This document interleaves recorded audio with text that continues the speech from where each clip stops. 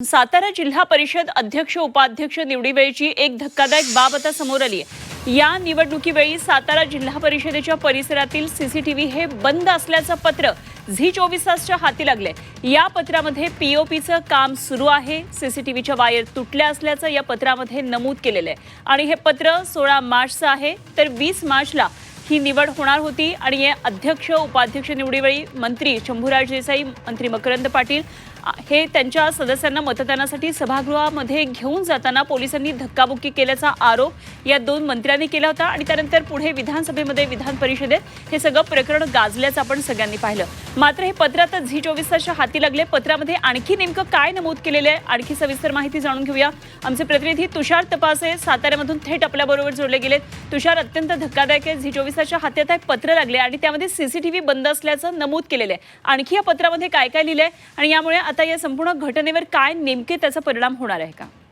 नक्कीच अनुपमा, खरं तर ही धक्कादायक बाब म्हणावी लागेल, कारण जिल्हा परिषदेच्या अध्यक्ष आणि उपाध्यक्ष पदाची निवड ही 20 मार्चला होणार होती आणि असं माहिती असताना देखील खरं तर हे सीसीटीव्ही कार्यान्वित करणं गरजेचं होतं। मात्र तसं झालेलं दिसत नाहीये, कारण ह्या पत्रामध्ये सरळ सरळ दिसतंय की 16 मार्चला हे पत्र दिलं गेलंय आणि याच्यामध्ये सांगितलं गेलंय की सर्व सीसीटीव्ही यंत्रणा जी जिल्हा परिषदेमधली आहे ती सर्व सीसीटीव्ही यंत्रणा बंद आहे आणि ही बंद असलेली यंत्रणा खरं तर कार्यान्वित करावी अशा पद्धतीचे आदेश देण्यात आले होते। मात्र याचे सर्व वायर तुटलेले आहेत, पीओपीचं काम सुरू आहे आणि त्याच्यामुळं ती कार्यान्वित अजून झालेली नाहीये हे याच्यावरून स्पष्ट होते। त्यामुळं जो काही या सभेच्या वेळी किंवा ह्या निवडीच्या वेळी जो काही राडा झाला, म्हणजे मंत्री शंभूराज देसाई असतील, मकरंद पाटील असतील, या दोघांना जी काही पोलिसांनी धक्काबुक्की केली आहे असा आरोप शंभूराज देसाई यांनी जो केला होता विधान परिषदेमध्ये, तर त्याला कुठेतरी आता त्यामुळं हे सीसीटीव्ही पुढे समोर येणार की नाही असा प्रश्न आता निर्माण झालेला आहे।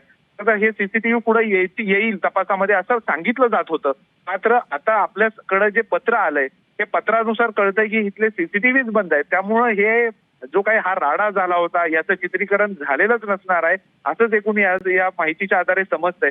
पण हे खूप गंभीर बाब म्हणावी लागेल, कारण ही एवढी मोठी निवडणूक या ठिकाणी होतीये, 4 मंत्र्यांचा या निवडणुकीकडे लक्ष होतं किंवा हे त्यांचं ते गांभीर्याने या गोष्टीकडे पाहत होते आणि असं असताना याची सीसीटीव्ही यंत्रणा ही बंद होती आणि याचा फटका आता शंभूराज देसाईंना या चौकशीमध्ये काय पुढे येतं हे कळणार आहे, परंतु त्याचा फटका मात्र शंभूराज देसाई आणि मकरंद पाटील यांना बसणार आहे। निश्चितच, अर्थातच आपण या संदर्भात शंभूराज देसाई यांची प्रतिक्रिया घेण्याचा प्रयत्न करणार आहोत। तुर्तास धन्यवाद तुषार, दिलेल्या या सगळ्या सविस्तर माहितीसाठी।